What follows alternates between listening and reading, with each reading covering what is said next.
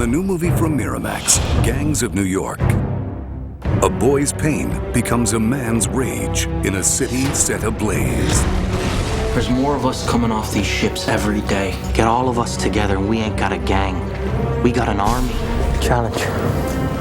Challenge accepted. I took the father. Now I'll take the son.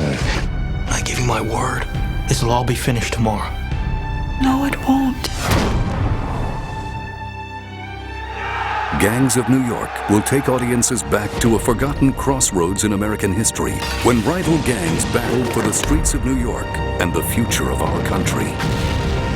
Tonight, the Discovery Channel will dig up stories about the bandits and the bosses, the hustlers and the hucksters that made old New York a modern Babylon. We'll also show sneak peeks from Gangs of New York, hear candid stories from the set, and listen in on an exclusive interview with director Martin Scorsese. It all starts now on Uncovering the Real Gangs of New York.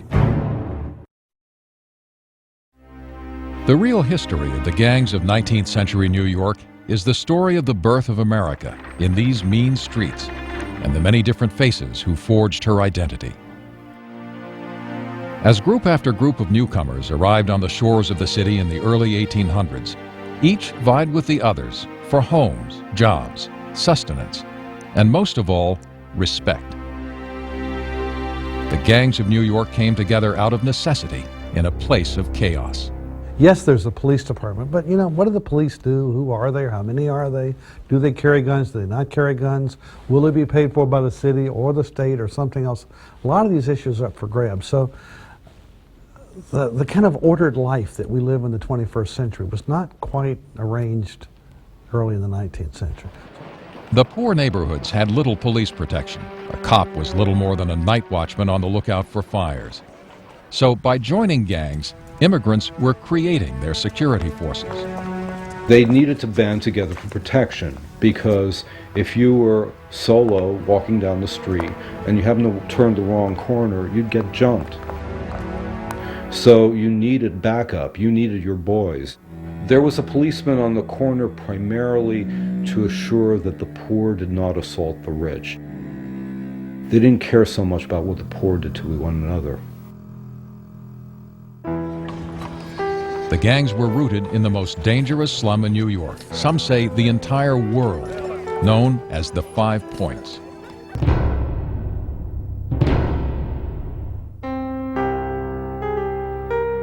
Five Points was named for the intersection of 5 streets, just a few blocks northeast of where the World Trade Center stood, at the top of what is now Chinatown, and the bottom of Little Italy. Originally, those streets were Cross, Anthony, Little Water, Orange, and Mulberry. Paradise Square flanked the 5 Points, just blocks above City Hall. Living conditions in the 5 Points shocked and appalled both Walt Whitman and Charles Dickens. Dickens wrote, "Debauchery has made the very houses prematurely old." No one sets out to build a slum. It was created by default. The 5 Points were originally countryside, dotted by a spring-fed lake known by the Dutch as the Collect. When the Collect Pond was drained, it was drained by means of a canal that ran down what is now Canal Street, the area still stank, and only the poorest people wanted to live there. Sewage placed too closely to wells caused cholera and other diseases to run rampant. The sanitation was horrible. I mean, and the living circumstances were horrible because conditions were so horribly crowded. I mean, there were these front tenements, and then there was a back tenement, and then in the little tiny open space in between the front and back tenement was some overflowing ghastly cesspool. And imagine what the smells must have been. It stunk with the excrement of horses and pigs and dogs and cats, and it stunk from rotted food. Americans don't think bathing is so good, and it's not a tradition. And the rickety buildings in the 5 Points were sinking, literally, into the swampy landfill they'd been built upon. It fell to the lowest on the ladder in New York society to live in the 5 Points. That meant recently freed slaves and other new arrivals. Unskilled Irish who were fleeing famine and willing to work for even less than the black labor force. As the first sizable group of Catholics to arrive in New York, the Irish were met with suspicion by distrusting Americans. And that reflected very much a common American belief that the Irish were of a different race, that they were racially inferior, religiously inferior, really in every way inferior. They also have a tradition of rural violence, of resistance to landlords, of secret society, of gangs that exist in the Irish countryside. And when they come over here, they resort to the same things that they had there. The immigrants' new neighborhood was impoverished, essentially lawless, and fertile ground for the growth of some of the most notorious gangs this country has ever seen. The classic book by Herbert Asbury, Gangs of New York, An Informal History of the Underworld, chronicles the many gangs' violent exploits. The book became a cult favorite that inspired many other works of history and served as the loose inspiration for the fictional movie Gangs of New York. When you read this stuff, it's always exaggerated, but it's based on a kind of reality. And it tells you of a world that is basically unknown to most Americans, but as fantastic as the world of the Wild West. Asbury's text is a colorful introduction to an era gone by, starting in pre-Civil War New York. It is based on lurid journalism of the day and oral history and legends of gangs.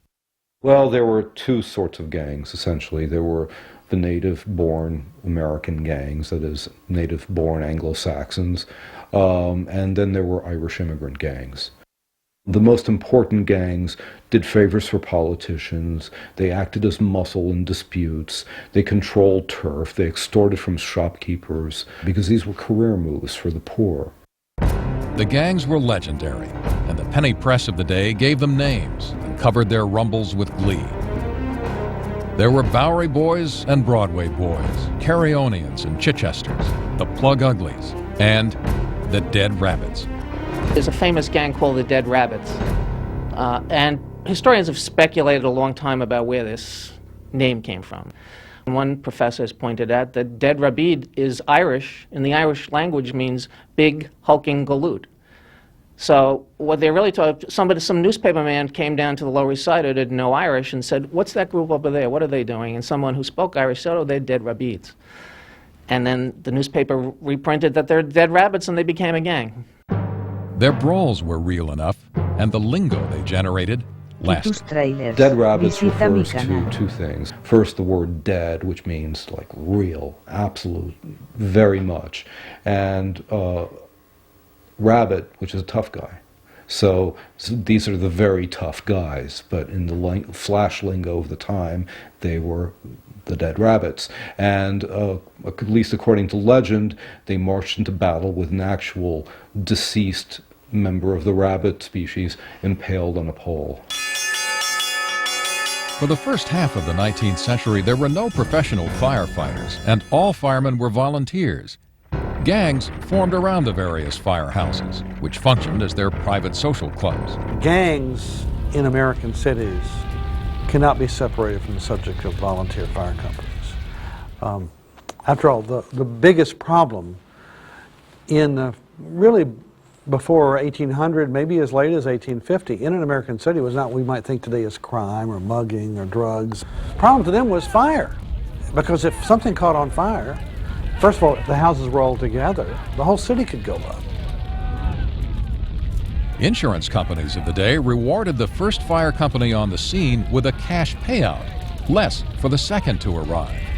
So you wanted to get there first to get money. What would you do with the money? They didn't hand it out to people. It goes essentially into the party fund. The reward money funded the social life of the firehouse. We know that they were sometimes ridiculously inefficient. There are various stories of fire companies duking it out for the privilege of putting out the fire. Meanwhile, the building burned down. If one fire company made it to the scene, or a member of one fire company made it to the scene, they would put a barrel over the wooden fire plug in the street and try and defend it from other fire laddies, other fire companies, until their guys arrived. Hence, the term Plug Ugly was born, and another gang was christened. In 1835, during two cold and bitter days in December, a massive fire consumed 13 acres of downtown near Wall Street. It was, in terms of the physical destruction, probably about equal to the World Trade Center. Disaster in terms of 674 buildings is a lot of buildings, but as a percentage of the city, much more severe in December 1835 than in September 2001. During the fire, mobs rushed down from the 5 Points, looting homes and raiding businesses. Well, one of the reasons people joined a fire company, supposedly, was so that when your place burned, it wouldn't be looted. So there were charges against volunteer firemen, and looting was clearly one of them. The fire changed the landscape, the economy, and the way New York dealt with disaster. A movement was now on to make the fire department paid professionals. But the gangs fought this for 25 years to preserve their party funds and autonomy. In Miramax's movie Gangs of New York, the anti-immigrant gang leader Bill the Butcher is brought to life by actor Daniel Day-Lewis.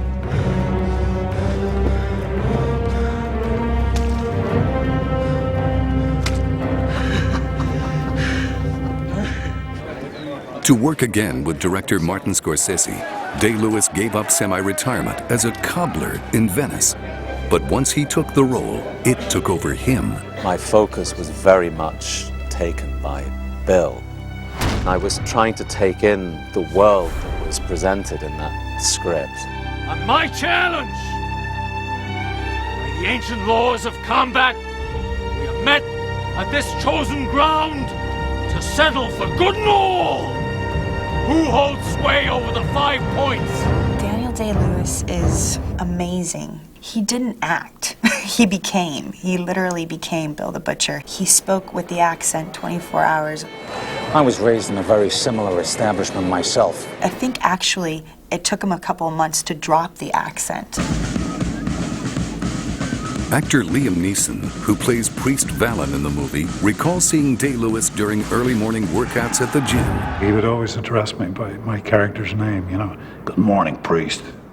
Day-Lewis's character was inspired by the real-life Bill the Butcher, with the minor embellishments of a glass eye and a more fitting surname. We changed the name to Cutting, William Cutting, and sort of kept Bill the Butcher as an idea, and the fact that he was a butcher, and also the fact that he was famous for throwing his knives. He was very good at knife throwing.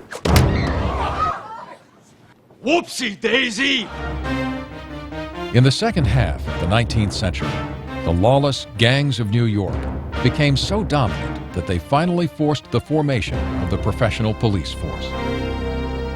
The constables of New York City did not wear uniforms until early in the 19th century. When they first appeared in uniform, they were jeered for looking like London bobbies by a population that despised the English still at that time. And so they quickly reverted to mufti, only wearing the badge of their profession in the form of a copper insignia, and hence coppers. Despite efforts to bolster law enforcement, the gangs were thriving as they gained power through patronage with corrupt politicians. By 1855, some estimated 30,000 men in the metropolis owed allegiance to gang leaders, and through them, to the political parties like the Democrats of Tammany Hall and the Native Americans. The Native Americans, or the Know-Nothings, were a gang-like political party of white, native-born, anti-Irish workers. This was the party of Bill Poole, an infamous New York character known as Bill the Butcher. Bill Poole was a hero of the American movement to stop the immigrants from coming in. And one of the trades that was really common among the New York working class, Protestant, nativist working class, was butchering. They were tough, they were street people, and he was one of the ones who didn't roll over for the Irish. The fact that he was a butcher was significant, because what was happening is that Tammany Hall was issuing licenses for butchers, and they were giving them now to more Irish people, or at least it was seen they were giving them with favoritism to the Irish. So the people who were the Native Americans, the true blue Native Americans, were losing out on jobs. Bill the Butcher was a notorious street fighter involved with gambling and running liquor. He died as a result of a major fight with Irish American gangsters of the time, and allegedly expired shouting, "Goodbye, boys, I die a true American." Bill Poole died believing in his vision of America, one where the door should be closed to others once he and his kind were successful. His funeral was one of the biggest parades in the middle of 19th century New York history. And some people see it as the last hurrah for nativist Americans in New York. After Bill Poole's funeral, it's all downhill, and then the Irish begin to take over everything. Irish gangs from the 5 Points helped elect Fernando Wood mayor of New York in 1855. Under Mayor Wood, police and governmental corruption reached such depths that by 1857 the state legislature stepped in and appointed a new police force. And this is when the situation really got complicated. The new force was known as Metropolitan and the old as Municipal, but both were still at work. And for a while, these two police forces ran side by side and actually fought each other and released each other's prisoners, and anarchy reigned until finally Wood and his municipals were defeated. In the spirit of things, the gangsters of the 5 Points in the Bowery engaged in constant fighting, looting, and rioting. On a blazing hot 4th of July, New York saw its bloodiest gang riot yet. 5 Points gangs, the Dead Rabbits and the Plug Uglies, raided a Bowery Boys joint, provoking a gang fight that would have made the shootout at the OK Corral look tame. There were so many men attacking each other. They picked up what was lying at hand. They'd have clubs, they'd have knives, bricks, various crank handles, bung starters. It was a full-fledged gang war that had been brewing for a long time, and this was the culmination. Herbert Asbury, author of Gangs of New York, estimated that between 800 and 1,000 gangsters took part. Gangs were flexing their powers as never before, and politicians were eager to use their muscle to their own advantage. There was perhaps no politician in American history as corrupt as William Tweed, known simply as Boss Tweed. He would hold sway over New York for decades, lining his pockets from the city's coffers like no one has since. He was a volunteer fireman. He was a gang leader. He did turn politics into a profession, meaning he wanted to make money from it. He was never himself the mayor. He was the boss. Boss Tweed was the head of Tammany Hall, the Democratic political club that controlled city contracts and handed out jobs. Gangs are part of Tammany's political machine, and gangs begin to evolve under Tweed. They defend polling places, they intimidate people at polling places, they bring in votes, they perform all sorts of street functions, and it becomes hard at certain points to distinguish where the gangs end and where Tammany begins. Tweed consolidated his powers throughout the 50s and 60s by using gangs to steal elections with repeat voting and ballot box stuffing. We look today at anybody who would use violence at the polls as inherently evil when people in the pre-Civil War years saw that as standard. That was the way politics worked, and that wasn't something to be ashamed of, and that wasn't something you'd get arrested for. Gangs would pay voters to grow a beard before Election Day, then vote, shave several times, and vote several more times as their appearances changed. What the Democratic organization wanted was your vote. We need that.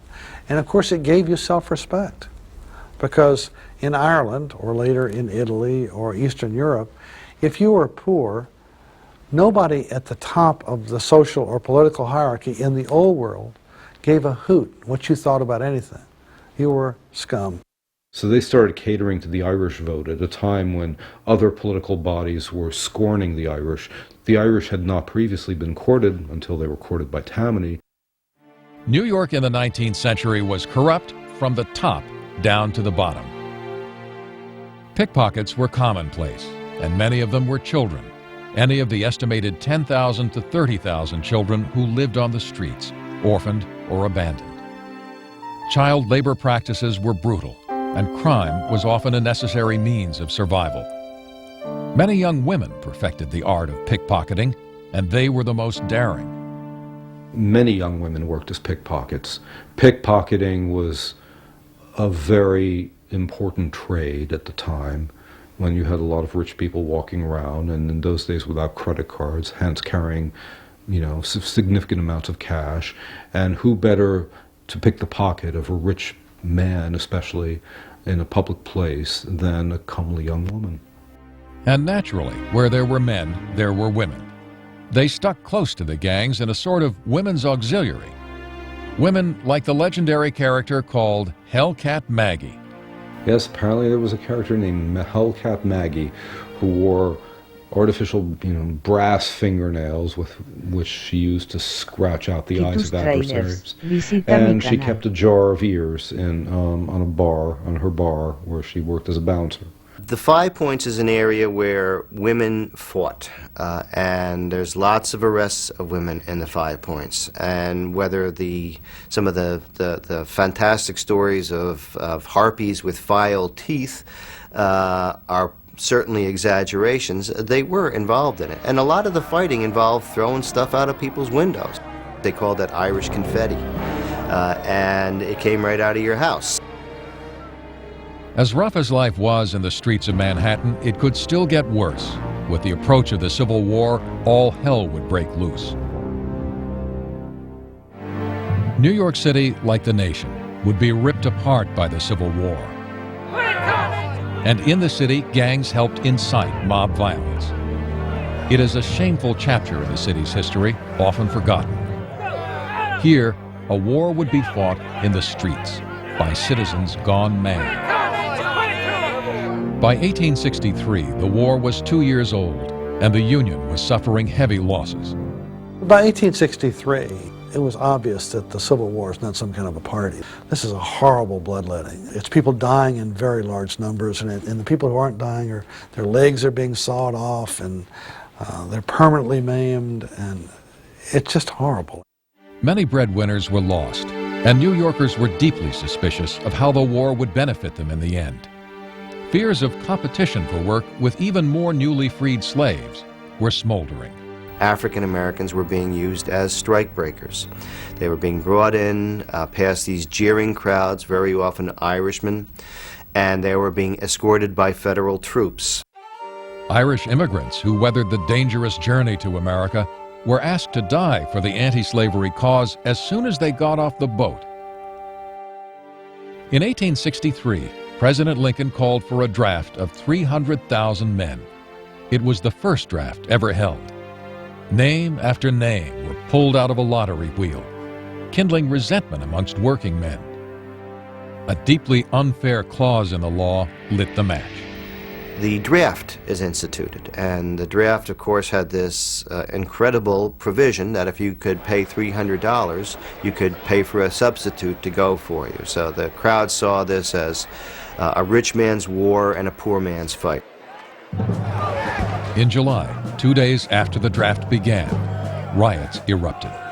Competing fire companies throughout New York City who were kind of quasi-gangs in themselves. One of them was called the Black Joke Fire Company, and one of their members was drafted when the draft started on July 11th. And when the riot starts on July 13th, it's the Black Joke Fire Company that shows up to start it. Volunteer firemen set the draft station on fire. Soon, the entire city was embroiled in the protest. The draft riots in New York in 1863 are not contained. They spill all over the city. Police are fighting uptown and downtown. The army is coming in on 1st Avenue. There are riots on 8th Avenue. There's a sense throughout the whole city that every part of the city is threatened. And the federal government is very afraid of losing control of the city, that it's going to be in the control of the mobs. An estimated 70,000 rioters took to the streets and would terrorize Manhattan for the better part of a week. This isn't sporadic looting with the police shooting at people. This is people shooting from rooftops. This is people behind barricades. The streets are barricaded. It has the feel of a revolution as much as a riot.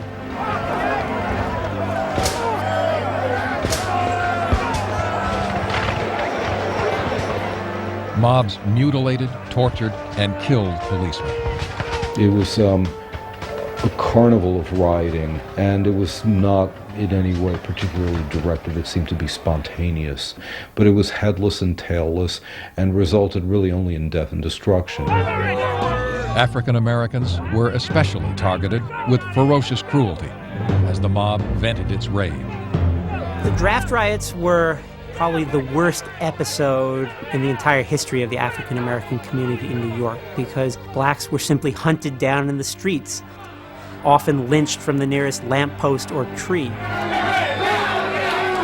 Some of the killings, lynchings of black people were almost ritualistic in their character. Dragging, as one incident of a black man who was dragged through the streets by a rope attached to his genitals. Police would come by, cut down a body that had been hanged from a lamppost, and then they, when the police left, they'd hang it back up again. Mobs even stormed and burned an orphanage, the Colored Orphan Asylum, and one little girl was killed. Hundreds of other children were evacuated and brought to a barge on the river for protection.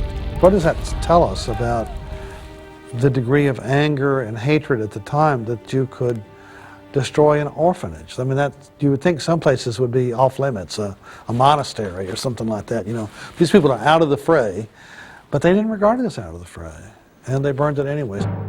Mobs took the 21st Street Armory and set it on fire, killing many rioters caught inside. It rained the first night of the riots, which may have stopped the lower part of Manhattan from burning to the ground.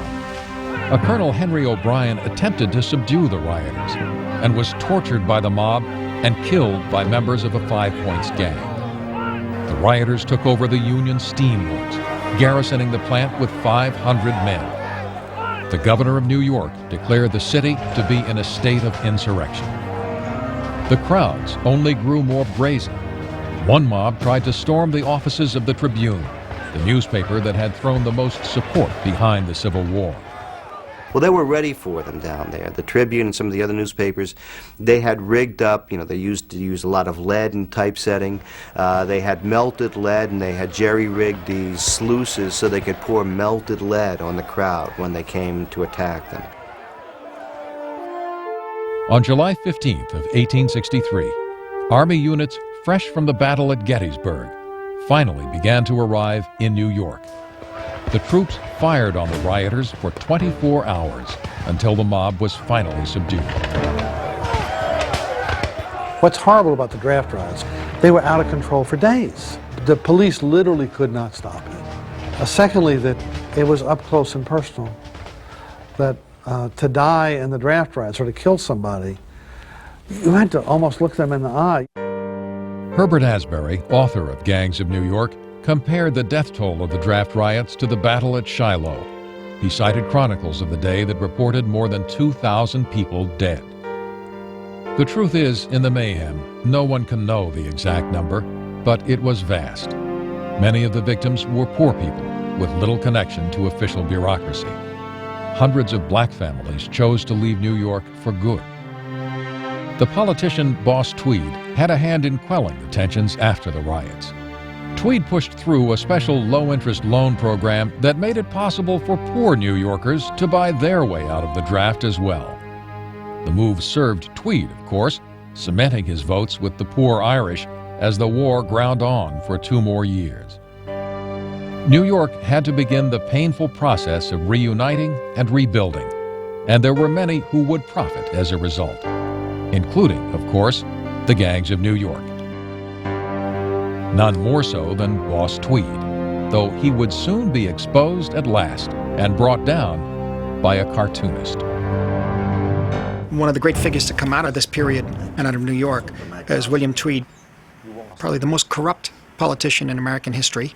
The appearance of the law must be upheld, especially while it's being broken.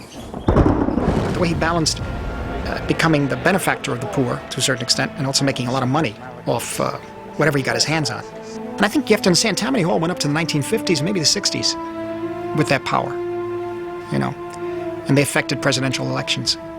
Deliver these folk to the polls on a regular basis, and there'll be a handsome price for each vote goes Tammany's way. You're a great one for the fighting, Bill, I know, but you can't fight forever. I can go down doing it. And you will.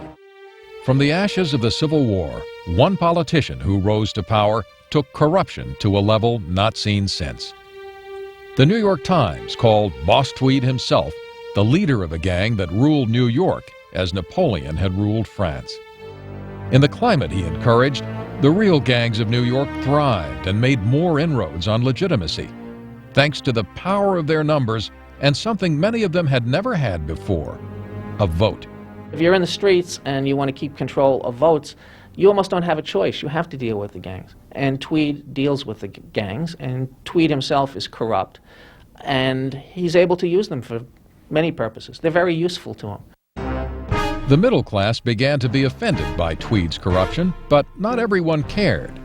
To the immigrants, to the Irish, to the gang members, he was kind of a hero. They didn't care if he was stealing money. Why should I care if he's stealing money? Who's he stealing money from? He's stealing it from the city. But I'm not the city. I'm a new Irish immigrant somewhere. I barely got a job. This is how he stole a lot of the money. Tweed built the biggest monument to corruption left in New York today, the New York County Courthouse, or Tweed Courthouse.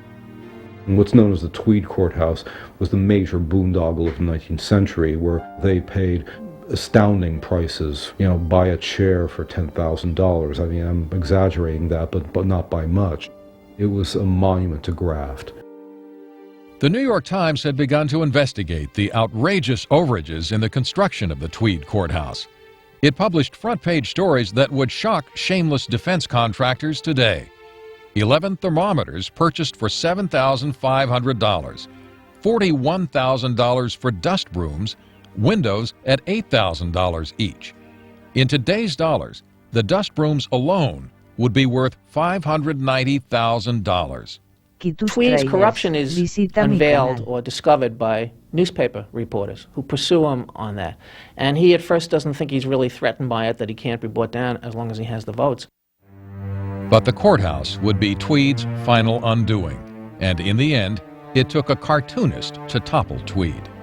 Thomas Nast, the cartoonist, probably had more to do with the downfall of Tweed than any other single human being. Thomas Nast drew cartoons of Tweed and his ring of cronies for Harper's Weekly that were so unflattering Tweed himself was forced to comment, "I don't give a straw for your newspaper articles. My constituents don't know how to read. But they can't help seeing your damn pictures." The newspapers, which are another part of the spreading city and media and public opinion, launch a campaign against him and expose the depths of the corruption that he's brought about, and eventually that leads to his downfall. The government can't do anything but indict him because it becomes very clear who he is and what he's done. The Tweed ring collapsed in 1871. Tweed was arrested, slapped with legal charges, stripped of his assets, and landed in debtor's prison. He managed to escape to Spain, but Spanish authorities recognized him from Nast's famous cartoons, and he was returned to New York, where he died of pneumonia, penniless, in jail. Tweed left a legacy of corruption, but he also built two of America's greatest museums, the Metropolitan Museum of Art and the American Museum of Natural History, and provided thousands of jobs to starving Irish immigrants. Still, many gangs were rooted in the tight, terrible conditions in the 5 Points. The most lasting impact of the draft riots in New York City is that people begin to look at the poor and the people living in these hovels and think, well, we can't just let them live like this. Not because we happen to like them, but because if we don't do something about it, it's going to be terribly dangerous. So in the aftermath of the draft riots, you have the first housing legislation, you have the first sanitary laws. Conditions would begin to change in 1877, when a young police reporter named Jacob Reese was assigned to cover the beat around police headquarters and the 5 Points, which he would eventually photograph. Reese would go on to lobby the likes of Teddy Roosevelt for reforms. Leading figures in New York society had lent their names and their efforts and their living rooms to have Reese come in and show his lantern slides. He put a face on the poverty and on the degradation that people were experiencing, and that was important because then as now, if you're not in it, you turn your face. In 1879, New York City finally passed a law requiring windows in tenements. Yet the city was still suffering from a depression so severe, it could not afford to even build a pedestal for the new gift from France, the Statue of Liberty. America's identity was far from complete. I'm fascinated by history, and I'm fascinated by the history of America and also the history of the city. I literally knew nothing about this world and how significant and important it is in our history, and it's in none of the history books that I ever read as a young man. so many aspects of the city's history that I didn't know about, nobody knew about. The great revelation was reading Herbert Asbury's Gangs of New York. Nobody had heard of the draft riots that I knew of. A major event in the city's history, certainly one of the biggest riots in American history, and apparently shoved under the rug. Manhattan was urban up to maybe somewhere in the 40s, maybe the 50s. And then north of that, you have farmland. Down below, you have the rich concentrated right in the middle of the city, along Fifth Avenue, because money went north and it went inland, as far from the waterfront as possible, because the waterfront was dangerous and smelly and all that kind of stuff. The immigrants, which were Irish and German, were toward the east. The Irish south, the Germans north. The Germans were always more settled and more prosperous than the Irish. What the city looked like was brick buildings, generally for the rich, and townhouses. The poor mostly lived in frame houses, rather tumble-down frame houses, some of which were pretty old. And they got kind of added on to endlessly. And barns and stables became converted for human use, and humans were living side by side with animals. Animals were running around the streets in the third and fourth decades of the 19th century because of the famine in Ireland. The Irish came in huge numbers. They fled Ireland in droves. And why did they come to New York? Well, they went just about everywhere, but New York was the biggest and most available and closest port. If you draw a straight line west from Ireland, it's New York and Boston were the easiest places to reach. I think that first great influx of immigration from Ireland was the first great test of what America's supposed to be. This bring us your homeless and your poverty-stricken and those who are oppressed, etc., come to our country and become a citizen and work with us. But there were so many, so fast, and for such a prolonged period of time that it created that who has the right to be here situation, which is something that we deal with every day, I think, in America. They said there were more Irish during that point in history than there were in America than there were in all of Ireland. They were basically perceived as the lowest of the low. You've got to see the caricatures of how they portrayed Irish people, almost like these beasts that couldn't even speak. They were constantly drunk and mindless. One of the reasons they reacted against the Irish, of course, was that they didn't speak English, didn't have trades, for the most part. I'm just generalizing now. But most importantly, they were Catholic. This is a period of time where they're still fighting to preserve a country that had the separation of church and state. That's the building of our country right there, Mr. Cutting. Americans are borning. I don't see no Americans. I see trespassers. Irish hops. What have they done? Name one thing they've contributed. Votes. Votes, you say? They vote how the Archbishop tells them, and who tells the Archbishop? Their king in the pointy hat, what sits on his throne in Rome. Bill's got mixed feelings as regards the Irish. The racism of the time was astounding, and don't forget, we're dealing with the Civil War, too. The rivalries had a lot to do with ethnic identity. These native gangs were identified with the Bowery, and the Irish gangs were further east into the 5 Points. And neighborhood turf was absolutely everything to the gang members. And I think probably a good guess for the average age of a gang member was probably about 16 or 17, probably down to as low as 12. I mean, they did every possible thing that you could do. Yeah. At the time, the corruption was unbelievable when you really get into the history of it. But people must be made to understand that all these things are best kept within what I like to call the Tammany family, which is why I'm talking about an alliance between our two great organizations. You're talking about muscle work. That too. Muscle to match our spirit. You own the crushers, get them to do it. The police? Oh no, Jesus, no. The appearance of the law must be upheld, especially while it's being broken. It was a time when the line between criminal and hero and decent human being and not so decent human being were very muddy and murky. Violence has always been a part of all urban settings everywhere. In particular, if they were port cities, which New York emphatically was. Violence is part of the fabric of New York, has been from the very beginning, and you can translate this to any port in the world. You have to remember the country had sort of come into being around 1789, I think, and it was 1860, and the place was being torn apart by war.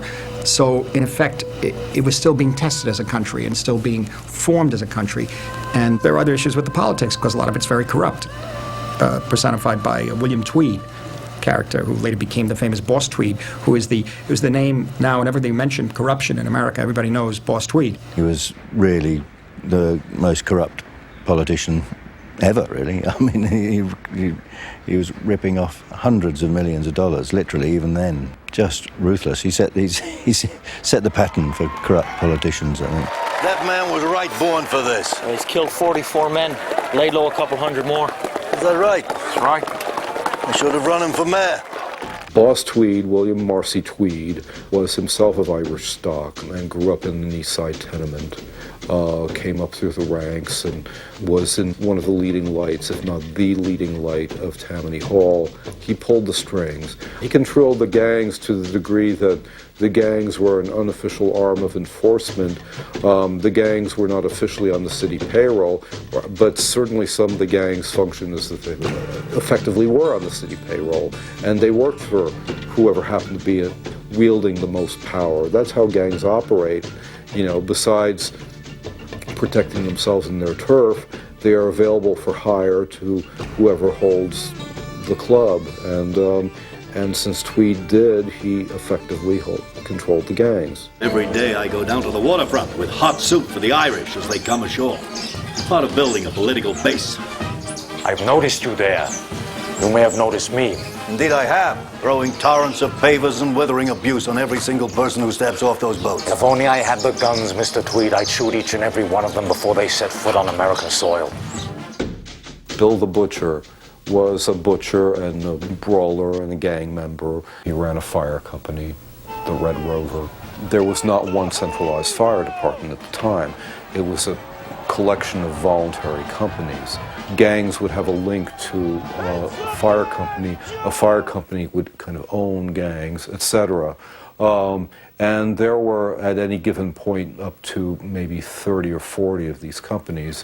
One detail you see in the movie is the man sitting on the barrel covering the fire hydrant to hide it from the rival companies. Yes, rival companies would have fights over who got to put out the building, and there was obviously looting involved.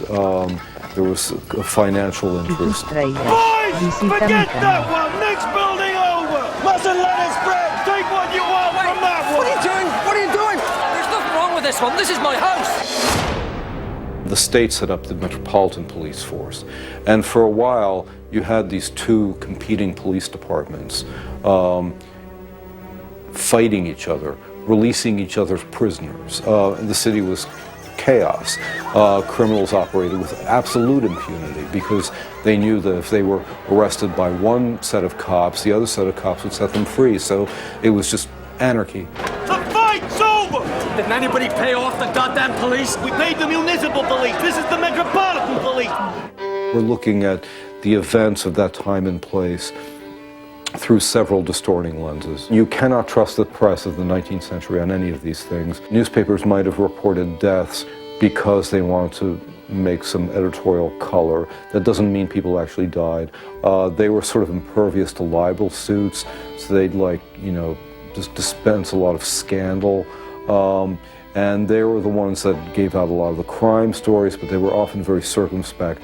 So they could tell you it happened such and such a street, but to a gentleman and a lady, but they wouldn't tell you the names and wouldn't tell you the date because they didn't really know and they might have made it up. A fresh outrage in the 5 points.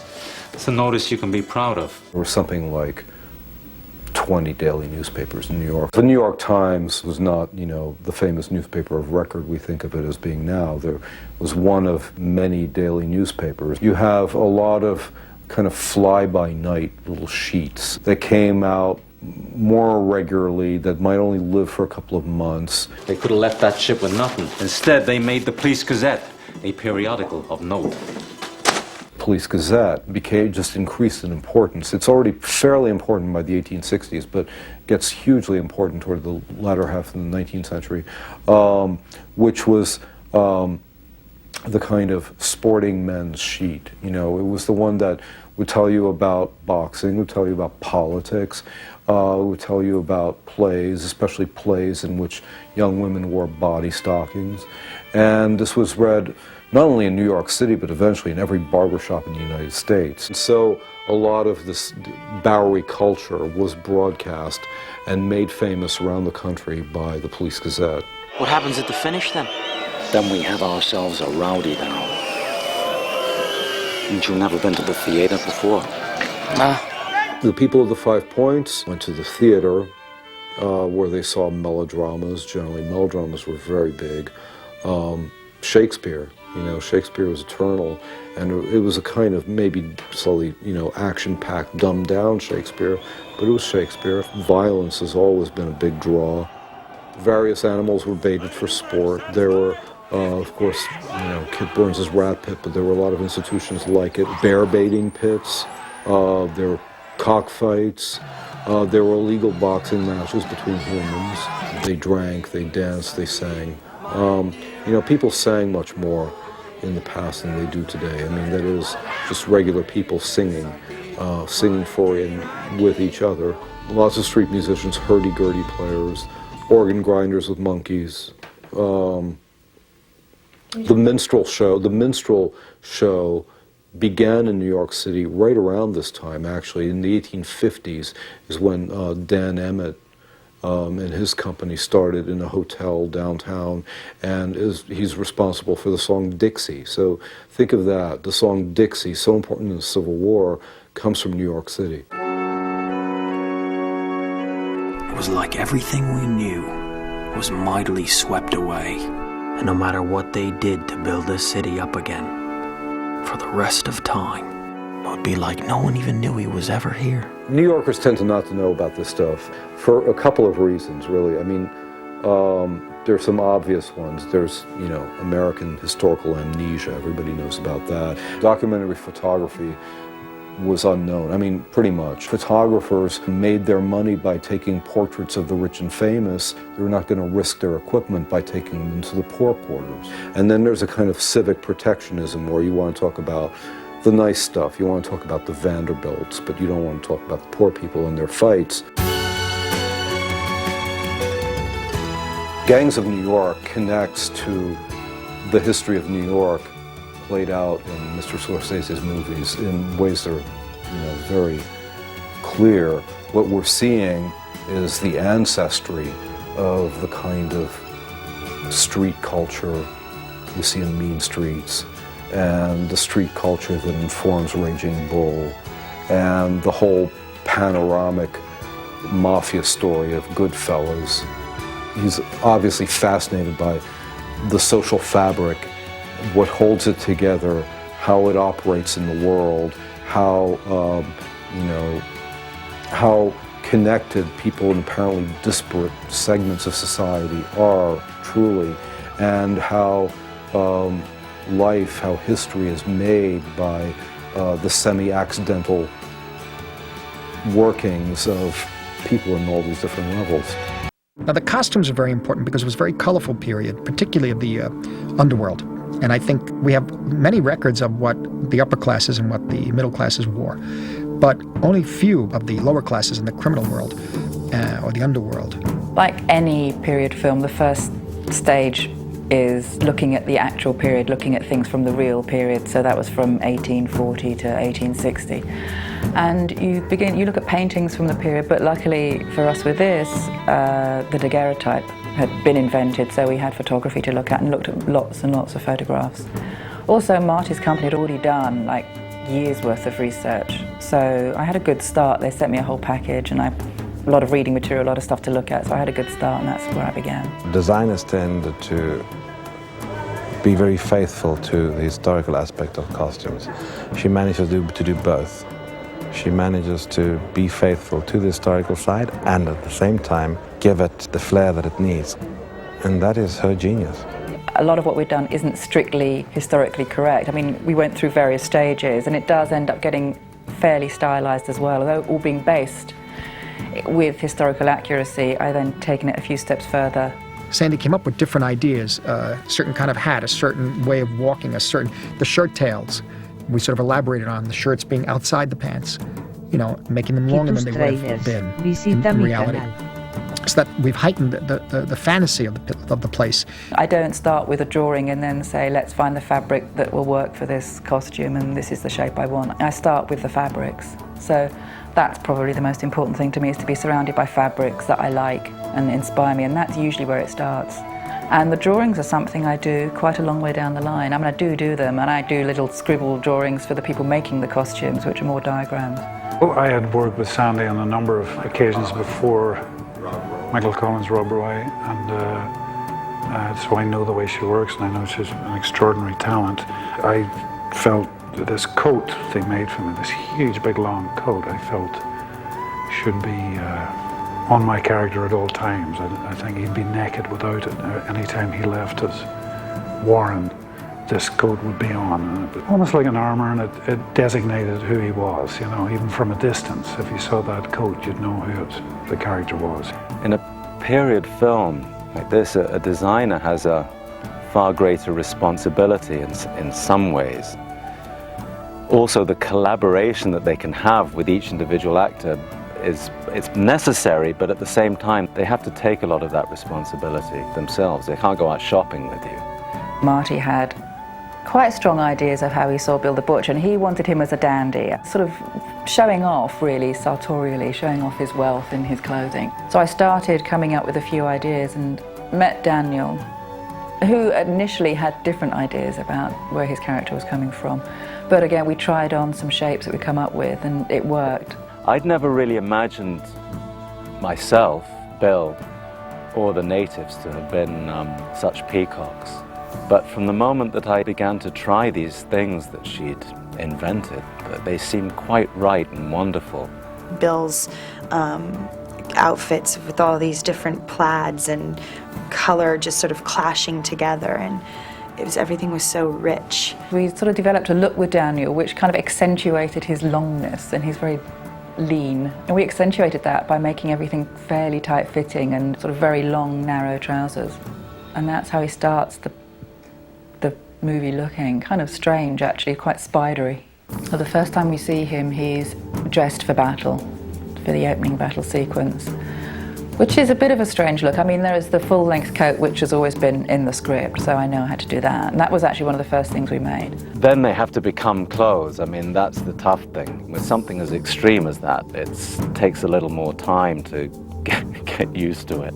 Yeah, the women were the most difficult to do to begin with, because you look at pictures of Victorian women and it's what everyone knows a Victorian woman looks like, with heavily corseted, huge crinolines if they're rich, full length, fairly staid looking, you know, and we had to think, how could we make the women of this made up world go with the men? Because Marty wanted girls in the gangs as well. So I wanted to make them look a little tougher, and started again looking through reference and found some images of women who actually wore trousers underneath their skirts, and they were a group of women in the 1850s, I think, who were called dress reformers, and they were sort of like, you know, early day feminists, and they were cutting up their long dresses, making the bottom bits into trousers and wearing them underneath their skirts, and we sort of used that. I used that as inspiration. My character, she wasn't formal. You know, we think also of women being corseted up and these big, huge, you know, billowing skirts that weighed 30, 40 pounds. Sandy's, she just took that all away from the 5 points. She said, that doesn't exist here. Women don't have the money for that. And you think about it, you go, oh yeah, women wouldn't have the money for it, you know, to build a complete structure around their body. There is a range within this film, because apart from things like the dead rabbits, the Native Americans, we've got people who live in the brewery who are slum dwellers, like really, really low, raggy looking people. We've got politicians and smart people who, along the lines of Boss Twee, but then we also had things like the Chinese pagoda scene with Chinese opera, so that went completely off on another tangent. We had to do costumes for the Bowery Theatre for the play, Uncle Tom's Cabin, so there's been a huge range actually. One of the great things about working with Marty is that he understands clothes and costumes and loves clothes. It makes it much easier to work with a director who understands what you're talking about, and he's got the most fantastic memory, so if you show him something, he'll remember it. I mean, I was really impressed when I show him reference pictures, and he could actually tell the difference between one year and the next, you know. He'll go, oh yeah, that sleeve's a 1857 sleeve, and that's the sort of after 1860. It's quite incredible. We had the idea that the gangs themselves, there were so many gangs down there, the colors they would wear, that they'd be able to see, one gang member be able to see another gang member coming down the street, and he or she would know who they were and who they're affiliated with. For example, in the case of the dead rabbits, we knew that through research that they used red stripes. In some cases just down the side of the pants, another case across the shirt. Sandy Powell came up with the idea of doing the red stripes in a primitive way, doing it themselves with paint on whatever shirts they had available as a symbol. The Bowery Boys, much more elegant. They had stovepipe hats, red fire shirts, black frock coats, check pants or plaid pants, and long boots. And so and what they called soap locks. Their hair was matted down in a special kind of shiny, almost like what they used to call patent leather hair. These people who have nothing, we think of dark and dreary and drab, and if there's one thing that these people could have is color. It doesn't cost anything. Color is the wealth of these people. It's at a time, too, where there's a richness of cultures emerging together.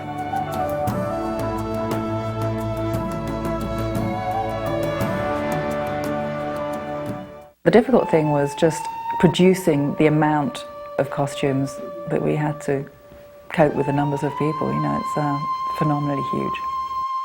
We alone, I think, have made something like 3,000 different costumes in our actual workshop, because that has also been the main factor, building things from scratch.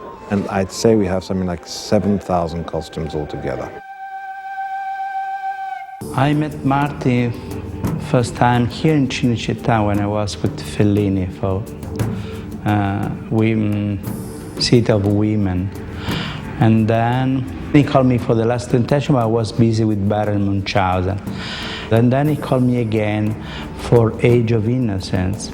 And Age of Innocence was my first movie with Martin. Then I did Casino, Kundun, I did set and costume, and then Bringing Out the Dead, and now this. But I heard about this movie just when I did Age of Innocence. When we start to talk about this movie, he gave to me 5 books full of researches, and then I make sketches, big sketches with all the information I have, and then I make technical drawings, and then I make models, because with the models you see three-dimensional, you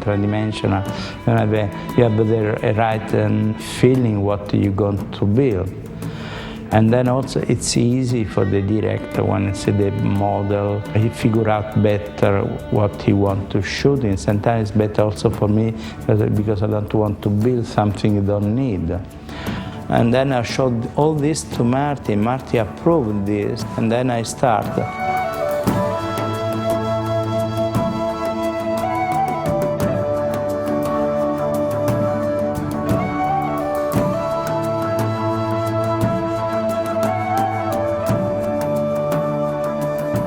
Well, I think it was very important for us because the actors, when they get there, it's a real place.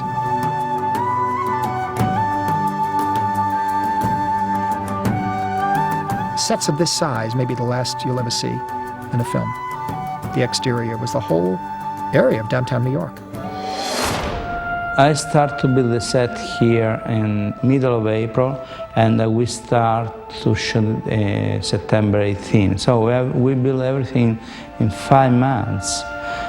We build all the Paradise Square, all the interiors in the stage 5, the brewery, the Saturn Circus, and the pagoda, the Sparrow Pagoda. And at the same time, we build also the harbor with the 2 ships and all the interiors in the back lot. And then we build a section of Broadway.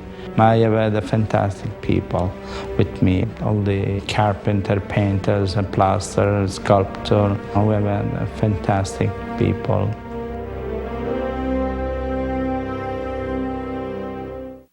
Well, we'd all heard rumors about what Dante was up to, who became like the wizard of the 5 points through conversations with Martin and others that had been over to Cinecittà to see what was going on there.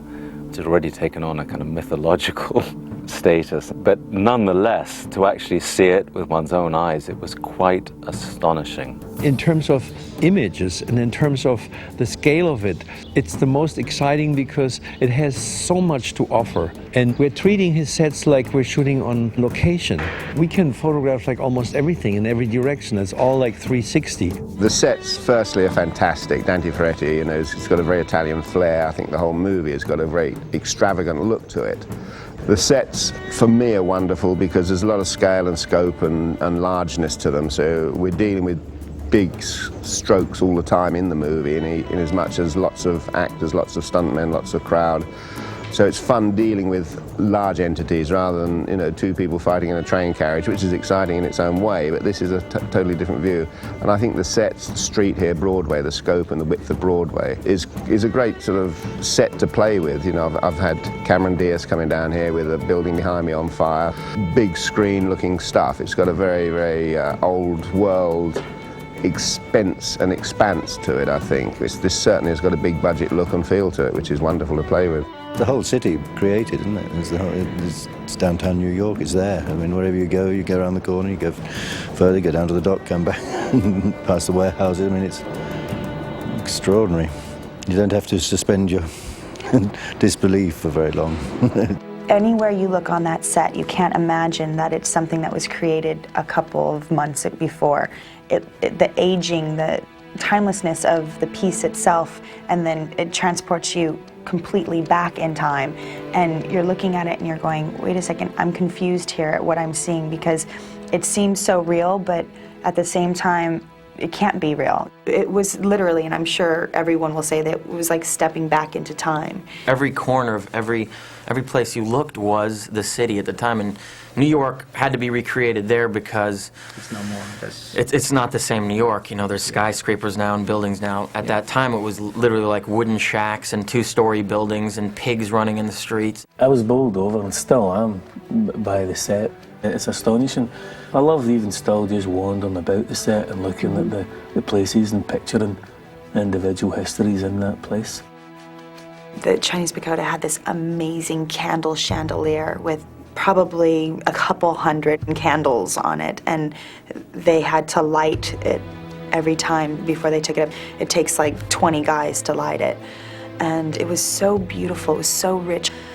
The whole set just evoked this period, and you just got a sense of the scale of New York in those days and just how precarious life was too. I mean, these buildings were essentially wooden shacks, and people lived in them and lived underneath them, and like rabbit warrens.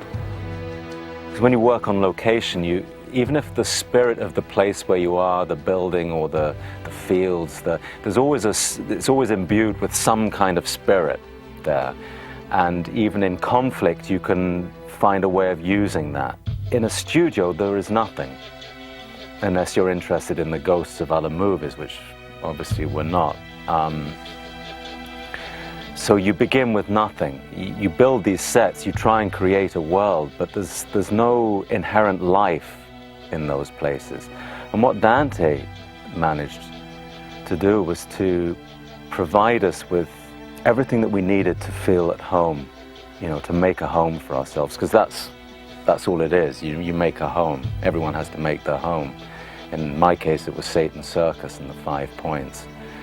And I really grew to love those places. Every time I mention to people that I'm shooting this Martin Scorsese film called The Gangs of New York in Italy, they get this startled expression like, why would you shoot The Gangs of New York in Italy?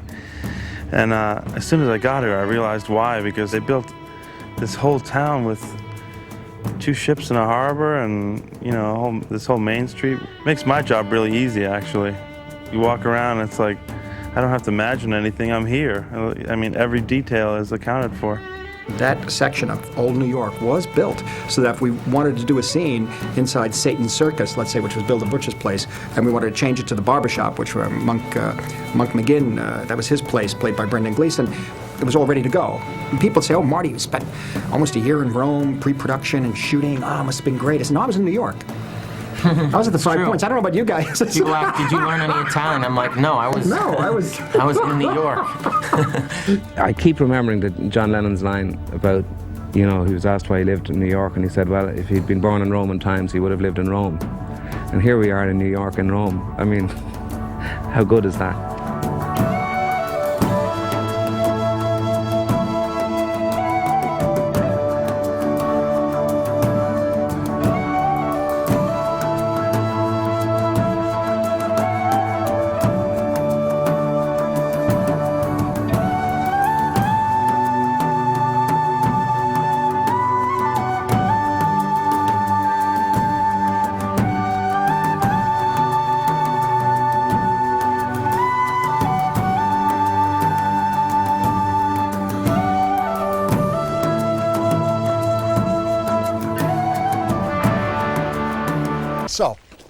So, this is the Paradise Square that is now the end of the film, stretch for the... Do you think they're going to put this back? Do you think? I don't know. I think they strike out everything because, there's I'm sad about this, but at the same time, maybe it's better. I don't want to somebody... Other people can hear shoot it before can... It's too bad because this, yes, it's too bad. Right now, what you're looking at, I guess we're looking at the end of the picture, in a sense. This is the end scene. That's the old brewery, what remains of it after the draft riot. And that was Satan's Circus over there, the Native American hangout, so to speak. There's the old Don Whiskerando barber shop that you built. These rock formations and everything are based on real photographs of the period. Yes, because once Manhattan was full of rocks, and then they take down everything, they put everything, they make everything flat. That's what I saw on the research you sent me. Yeah. And so a lot of these buildings are based on actual, of course the old brewery is based on the actual engravings and even the buildings next to it. Yes. More or less everything, it's very close to what it was, yes. And I think even the relationship of Paradise Square to the water is real too. Yes, it's real. It just was a couple of blocks less in the reality. This is 3 blocks. In the reality, was five blocks. Okay. And the 5 points is down there. Do we go down there? Yes, of course. That's the 5 points, yeah. Maybe here.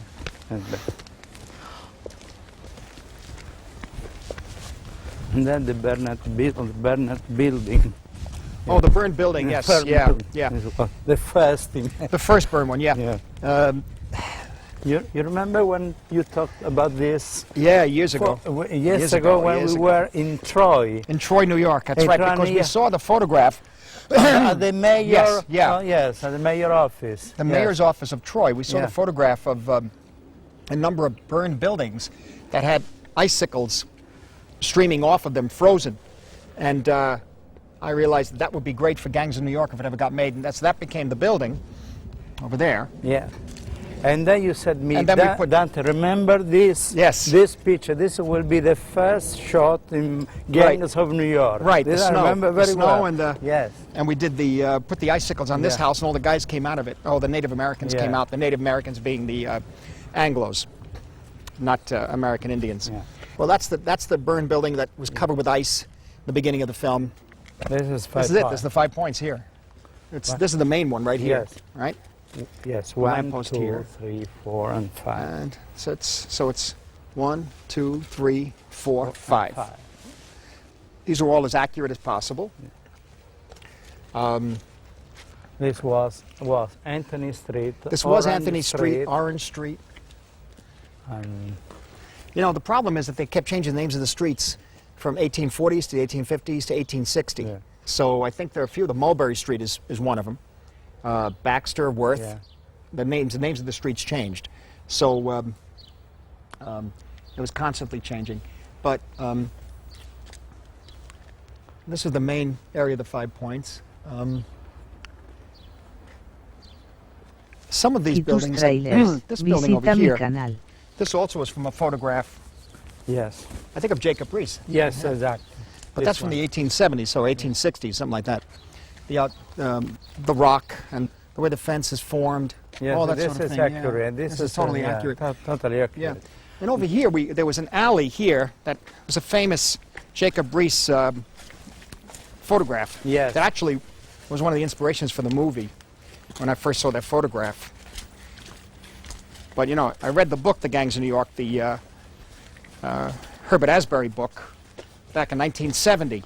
The first day, January 1st, 1970, found it in somebody's house. Read the whole thing. That's 31 years ago. 31 years ago. Yeah, it was 31 years ago. And then, you know, I saw the pictures of Jacob Riis, but of course they were of a later period. But this alleyway here is a direct replication, as best we can, of Robber's Roost. Yes. It's called Robber's Roost or Mulberry Bend. I'm not quite sure. One of the two. There was a lot of guys here. A lot of guys standing this way, with guns. And see a few people out here, people up here. We've used it a few times in the picture, yes. and it goes all the way in here. Yes, I remember also other was like people standing here, people looking out the windows. Yes. And clotheslines and things here. In 1977 or 78, we did a double truck ad in Hollywood Reporter and Variety. It was literally the picture of this alley. This alley. Yeah. Announcing the production soon, but that was 1977. Yeah. So, yeah.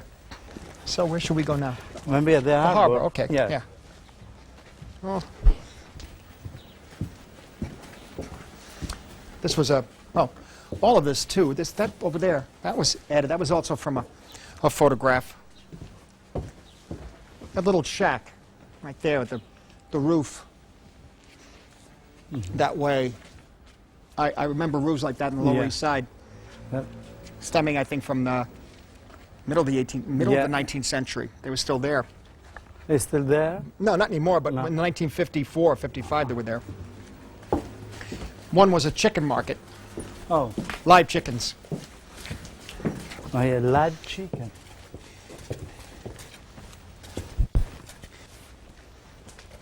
The Waterfront Hotel, right here on the left. Yes. Quinlan's. Quinlan's.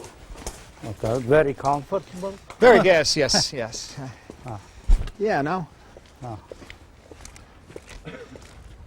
These were our ships.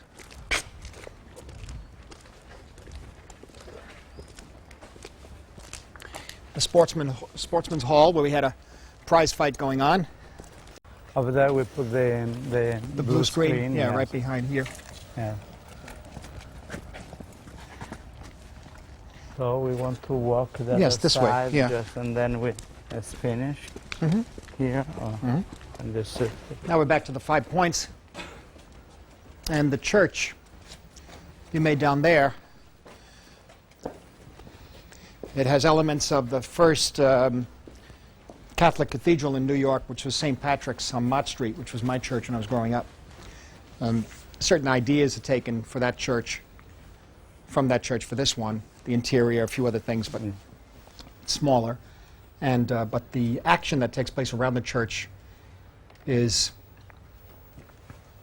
based on a real event, trouble between Catholics and Protestants in New York in 1840s and 50s. Do you remember, Martin, the very beginning from nothing. Venice? Nothing. When you came from Venice. We stopped, there was nothing here. It was all flat. Yeah, all flat. Okay. This is the interior of the old brewery, which was actually one of the, this was the main building in the 5 points. However, by the time our picture, the main story in our picture begins, 1860, the old brewery has been changed into a mission house because of the nature of it was so notorious that they couldn't let it go on the way it was, and even the difficulties with the police forces and the firemen, all that sort of thing. Everything had to. People had to stop and take notice about what was going on in the old brewery. It was an old brewery, I believe. It was a brewery in the late 18th century, exactly. and then was abandoned, and it became a place where people just came in and lived. A lot of the poor people, the immigrants, and it also became a kind of hideout for kind of the underworld, criminals of the underworld, kind of lowlife in a way. And they had Murderer's Alley and all sorts of special names to these little nooks and crannies in the old brewery. Yeah. The problem when we built this was, when we designed this was because we don't have had any research for the interior. A lot of many illustrations for the exterior. The exterior, no one ever. For the interior, nothing. So I remember you remember when I showed you the Diderot encyclopedia with the old brewery and that period? Yeah. Now we take inspiration from the Diderot. Yes, and then so we rebuilt like was a brewery. Yeah. And then we added that almost like a cutaway of different rooms in the brewery. Yeah. Almost like literally a slice of a cake in a way. Exactly. So we could look at all these rooms in the brewery where people were existing, like not really living, but existing in them. Each little room had different things going on in it. I think, you know. And so between that and the catwalks, also the people living down below. Yes, down below. The tunnels below that, it became, you know, something a lot of fun to work on. It's like an inferno. Like an inferno is right, exactly. Now down here we had this spiral staircase. Down here is where they come out from under the tunnels from the underground of New York in the first part of the film, 1846 section. And at that point, 1846, they come through the underground here, up into the basement, and then up the stairs here and out the door to fight with the natives. At that point, it was the height of the old brewery, 1846, and we show at that point all the people living in these, or existing in these, or barely existing in these little cubicles up there. And when Amsterdam, who's Leo DiCaprio, when he comes back in 1860, by that point, it's being turned into a mission. And so the interior is pretty much the same, but it's used for different purposes then. Just a little bit more clean. Just a little clean, that's not much. Fantastic was the ball. Oh, the dance we had in here, that the Reverend Raleigh threw. Hizo trailers. Visita mi canal. In few level downstairs. The dance below and above, Well, it was fantastic with all the ship lanterns. Yes. Yeah, it was really great. Full of atmosphere. Yeah. But the brewery was this big. There was never really any engraving or really precise description of what the interior looked like. Yeah. If anything, we knew that there were vats still in there, like in these three up here and below. But three what vats Luc here. Sante said, said, now we have a documentation. Now we have documentation. Yes, now we see this movie. But we know I was inside. The way they describe what was going on in the brewery, it's all these little nooks and crannies and people living in all these like homeless people today in New York and around the world. This is exactly. It's always been a similar situation. Should we go into Satan's Circus or? Yeah. Okay. If you come this way, be very careful though. Okay. Now here it's a mess. It's a little bit of a mess, yeah.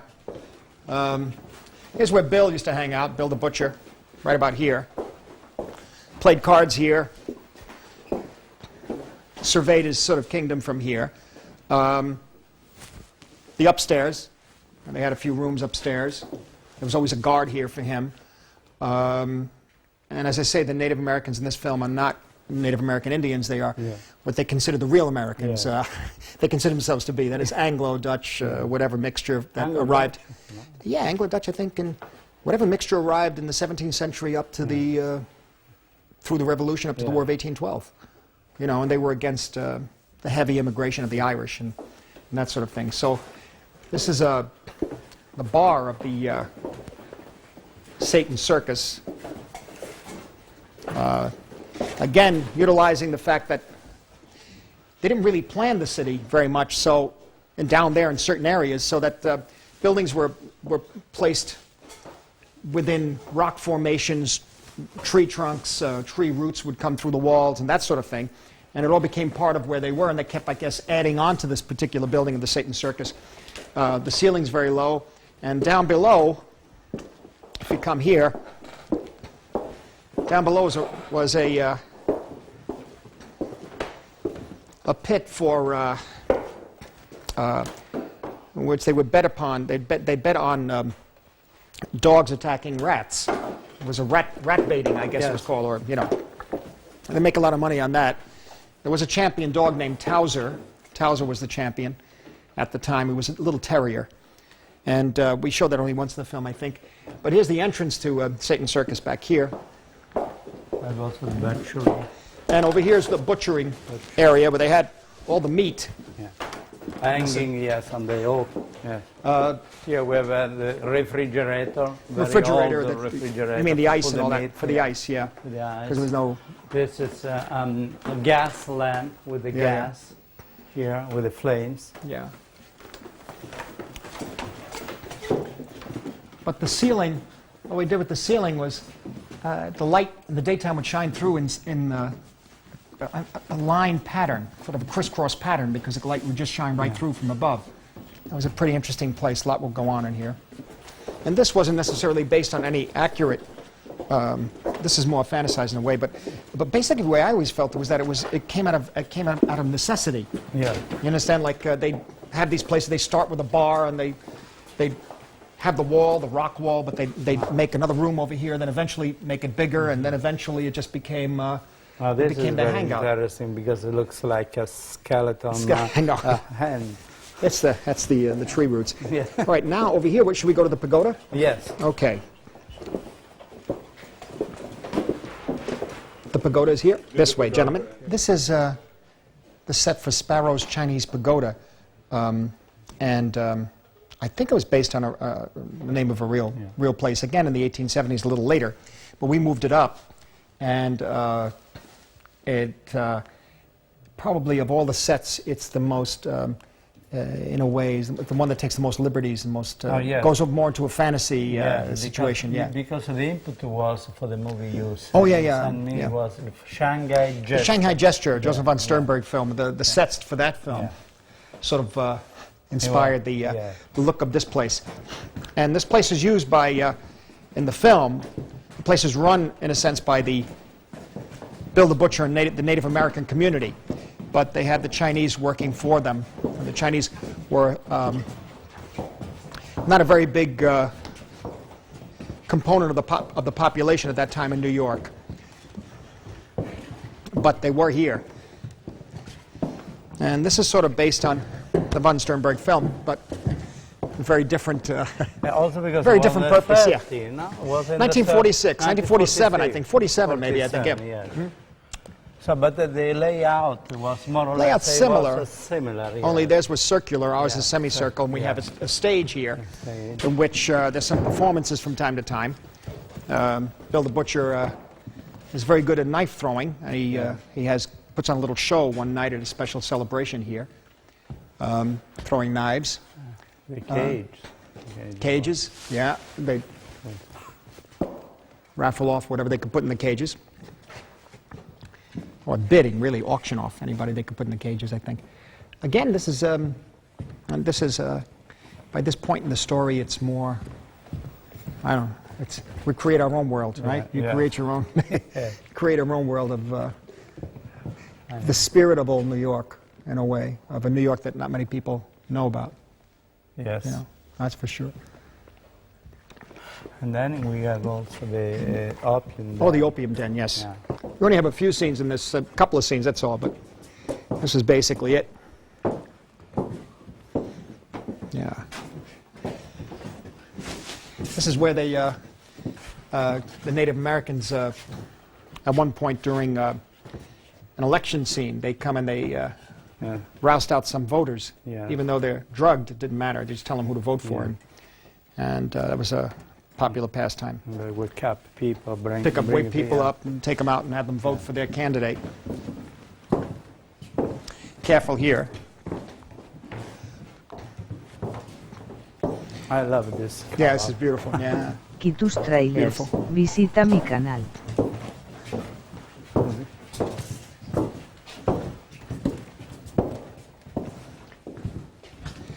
And there's also upstairs rooms in this place that Bill hangs out in sometimes.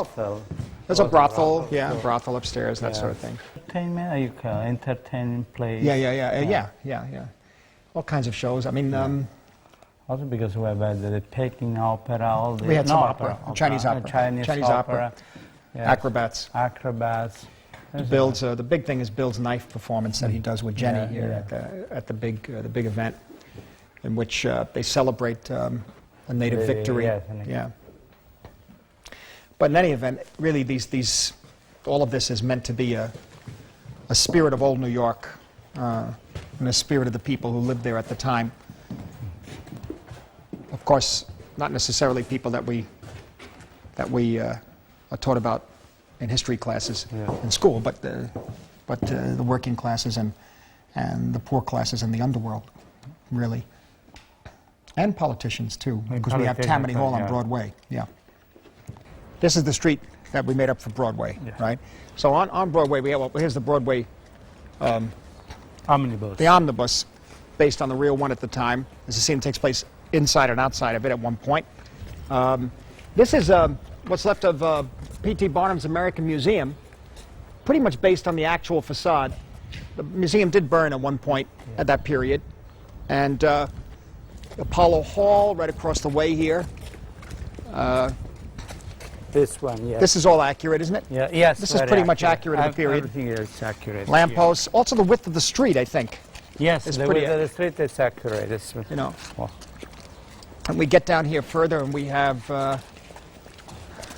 Metamora Hose Company. That was one of the fire departments. Yeah, fire department. There was no real fire department in New York at the time. It was a series of gangs of firemen.